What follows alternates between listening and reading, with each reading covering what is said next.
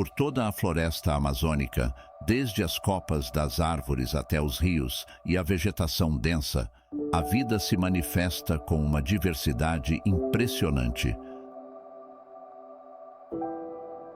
As interações entre os animais, as plantas e o ambiente formam uma rede de vida complexa e resistente. Proteger esse ecossistema incrível não é apenas uma questão de preservar sua beleza, mas também de garantir a continuidade da rede de relações que mantém a vida no planeta.